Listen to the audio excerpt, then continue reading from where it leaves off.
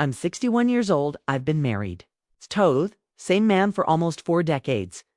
And until recently, I believe I had a very thing figured out, love. Loyalty life, I wasn't one to chase excitement or stir up drama. I like things simple, predictable sometimes. Life sneaks up behind yuppluses, a hand on your shoulder and whispers, not yet. I never thought something like this could happen to me, please.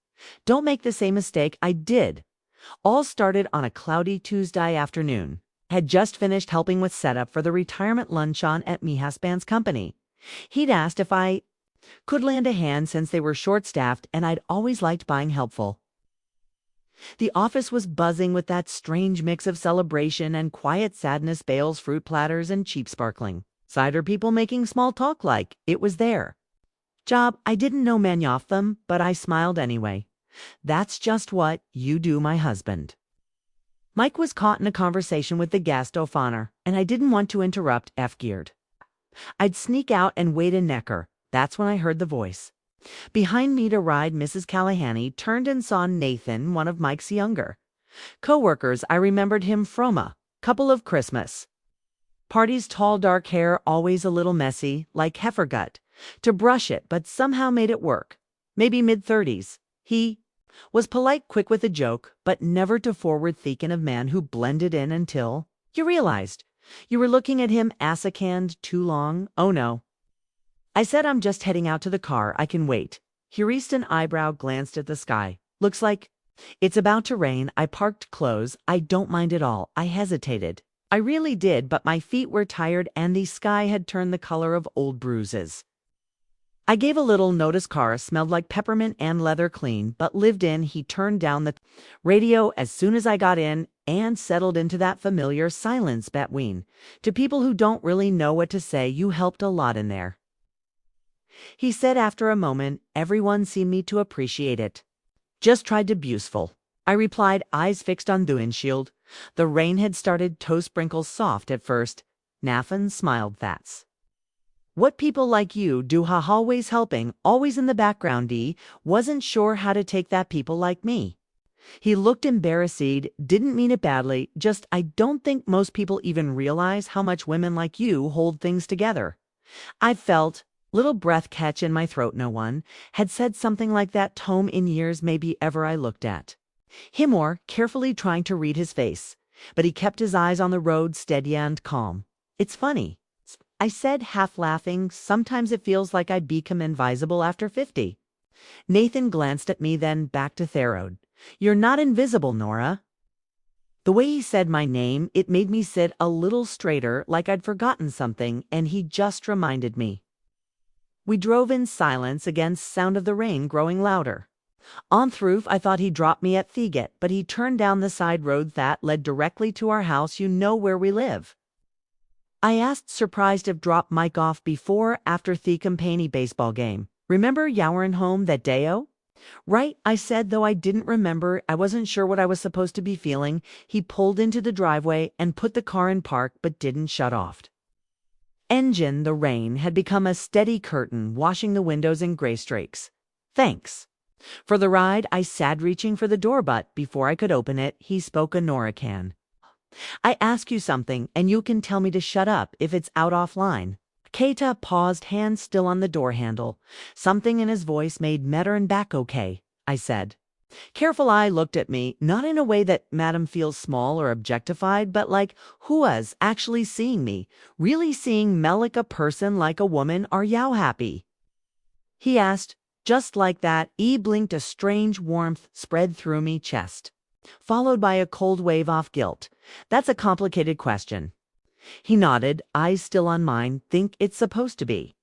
I didn't know what to say. No one ever asked me things like that. They assume it, they guessed, but no one ever really. Skitty looked at him and saw something. Wasn't ready for curiosity, gentle and smabe. Even longing, not lust, not recklessness, connection. Felt my throat tighten. I should. Gonathon nodded, slowly, course a bit. He didn't start the car. He just sat there as I opened the door and stepped it out into the rain. I didn't run for cover, didn't even hurry. I let the water soak through my blouse and hair and down my spine. It felt cold and clean and confusing. Mike Still inside at the party, who'll don't be home for another hour, and Nathan? He was still sitting in the car when I looked back once. Just before stepping inside, I thought, as I stood in the kitchen, treeing my hair with a towel. I realized as something strange felt awake. I didn't sleep well that night. I lay beside Mike, listening to the rhythm of his breathing, the soft rasp of his snore. Just barely audible, it was a sound I'd grown used to over the years, like an old clock ticking in the background. Familiar, safe, but that night it sounded different, like something distant. Like a reminder of how far apart drifted without ever meaning. Tonathon's question kept echoing in Mimmin, dare you happy? No one had asked me that since. Maybe since my 20s. Back then, teens was easy. Life was full of movement, full of hope, raising the kids, building a home, laughing in the kitchen. Or if earned lasagna and mortgage stress butt somewhere. Along the way, we'd both gone silent in the same room. The next morning, I went about my usual routine: coffee, laundry, watered the plants by the kitchen window. Mike kissed my cheek on the way out, muttered something about meetings and traffic. I smiled, that mechanical, well-practiced smileathon. The door closed, and I just stood there. Still holding the dish towel, a notification buzzed on my phone. Nathan, I hope I didn't cross a line yesterday. Stared at the message for a long while. My thumbs hovered over the screen. No, you didn't. It just caught me off guard, he replied, almost immediate linen. That's fair. It wasn't really a fair question to ask, but I've been thinking about you since the party. The way you looked away. You looked away. I'd know why I noticed, but I didn't respond right away. I walked around the living room, picked up a stray sack from under the couch, rearranged a picture frame that was already straight. Me heart was tapping a little faster thon. It should have been. Finally, I type a dem. You're not wrong. I have been invisible for a long time. He didn't answer for a while. I imagined him reading slowly, maybe thinking hard about how to reply. He did. It wasn't what I expected. Nathan, would you like to get a cafeza me time? Just talk nothing. Maury sat down at the kitchen table, the same table where I'd served thousands of meals. Where birthday candles were blown out, where bills were paid, and arguments whispered, and now here I was staring at a message from a man half my age asking to talk. I didn't say yes, not right away, but I didn't say no either. That Thursday, I told Mike I was running errands. I wore something that hadn't seen daylight in years, a navy blouse that hugged thepparts of me. Used to love. I took extra care with my makeup, though I told myself it was just out of habit. Met at a small cafe tucked away on a side street. I'd almost forgotten existed, kind with wooden floors and soft jaws and little handwritten menus. Nathan stood. When I walked in, he looked freshly showered, his sleeves rolled up, a quiet smile on his face. I wasn't sure you'd come, he said. Neither was I. I replied, and it was the truth. We sat in a quiet corner, talked about nothing at first: books, weather, traffic. But then the conversation deepened without warning, like stepping from a shallow pool. In Tupancy, he told me about his parents' divorce, about how he watched his mother disappear into the role of ex-wife and never quite returned to herself. How she taught him to notice when women get quiet in their own home. He told him about my kids, how I mished one.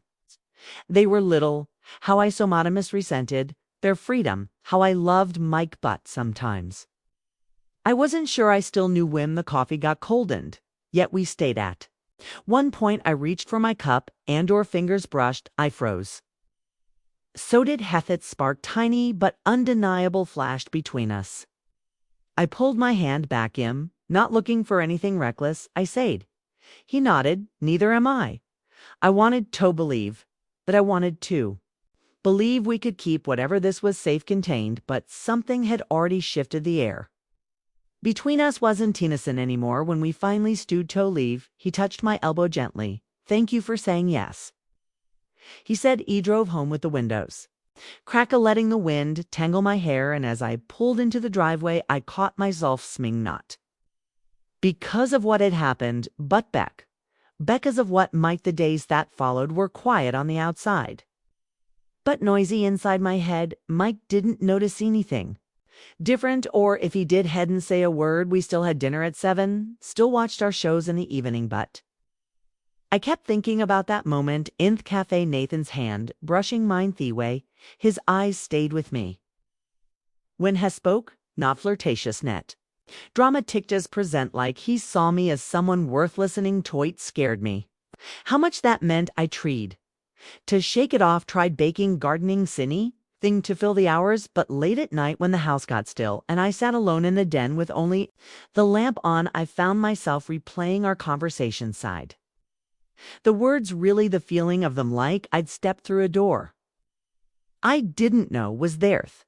Next time Nathan texted me, I didn't say Satanin.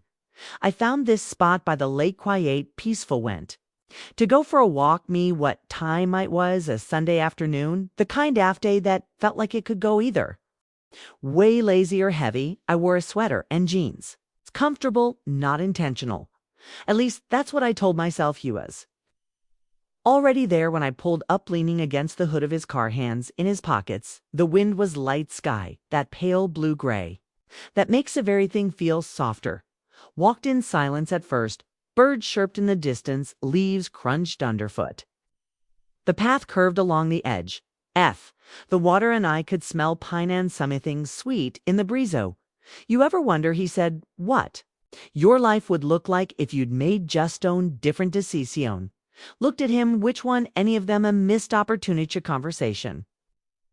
You never had. I stopped walking. Why are you asking me this, Headern, to face me? Because I see you thinking about it every time we talk. Me throat felt tight, not from anger, from something deeper, a mix of grief and longing. Didn't come here to do anything wrong. Whispered, I don't want to betray you.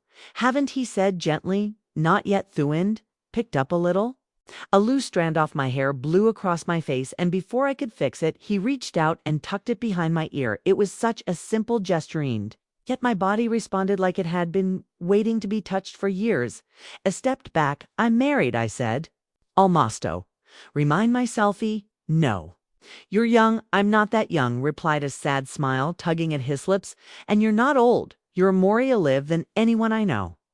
I didn't know what to do with that, sat on a bench overlooking the lake. Of sun had started to dip, casting gold over the water. Why me? I finally asked Nathan, leaned forward, elbows on his knees. Because you carry silence. Like it's something you earned, because YOLO with your eyes before your mouth be. It's the first time I saw you looked like you were holding the world together with thread, and a tired smelly closed my eyes. No one had ever said anything like that o' me, not in a lifetime. You didn't kiss, we didn't even touch again, but something unspoken passed between you, son. That bench, something irreversible. When I got home that night, Mike was watching a game of beaver in his hand. He really glanced up. Hey babe, everything okay? I said quietly, just needed some fresh air. Nodded eyes, already back on the screen, and I stood there in the doorway for a long time, wondering how love could fade so gently you didn't even realize it was gone until someone came along and made you feel it again. The following week felt like standing on the edge of something I couldn't name. I moved through my routines, laundry, phone calls with the kids, cooking dinner like always, but my mind kept drifting back to that bench by the lake, to the quiet between Ethan and me that had somehow said more Ethan words ever could do. Hadn't made plans to see each author again, but I felt him everywhere in Thebres. On my morning walks in the ache I didn't know I'd been carrying for years. Started noticing things about Mike. The way he chewed his food with his eyes fixed on the TV, the way he never asked my day had been, and the way I'd stopped expecting him to. It wasn't anger I felt, it was distance, quiet, polite distance built over time, layer up and layer of unspoken things. 3 days later, I ran into Nathan at the grocery store. Of all places, I was in Theproduce. I'll checking a tomato plus when I heard his voice behind still the best eyes in the room. It turned too quickly, heart pounding like he'd been caught doing something wrong, but he wasn't grinning or teasing, just watching me gently, waiting. Nathan. I breathed. You scared me. Didn't mean to. He looked down at the basket in his hand. Wasn't sure I'd see you again. I hesitated. I wasn't sure either. There, Wassa paused the store, hummed around a shopping carts, rolling soft music, like an old woman asking where thieves were. He cleared his throat. I think about you. I felt the words like a pressure on my chesty no. This isn't sustainable, I said this. Thing between us, it can't go where Right wants to go. I know he said quietly, but that doesn't mean it wasn't real. West to there for a long moment, neither of us knowing what to do next, then finally nodded, walked me to my car outside. The air smelled like rain again. We didn't speak as we walked, just moved together in step like we always had at my car. I stopped it and turned to him. I can't be someone holies. Nathan, not to him and not to myself. Don't want you to be, he said, but it needed you to know you. Woke something in, something I didn't know I could feel against. Tears came before I could stop them, soft, almost apologetic. You did the same for me. I whispered. Ed stepped forward, and for the first time we embraced. No urgency, no heat. Just closed. No, she's arms around me, my cheek against his holder. The quiet ache of letting Gothen. He pulled back. Goodbye, Nora Goodby. And just like that, he was walking away. As that in the car for a while before starting the engine, watched the lights of his car fade out of Fellet. I didn't cry again. I just sat with truth. When I got home, I found McKee in the backyard fiddling with the grilled scent of charcoal and lighter fluidum in the air. Hey, he said, wiping his shanzi. Was thinking we could have burgers tonight. Like old times. I nodded. That sounds nice. He looked at me a little longer than usually. Kind. For the first time in a long while I told the truth. I'm not sure, I said, but want. Two views stood there quietly as the sky turned a orange above. Use it wasn't closure. Not really. It wasn't an ending or a beginning. It was a moment, and sometimes moments are all we get, but they are enough to wake us up, to remind us we are still here, still capable of feeling, of choosing, off changing, even after all this.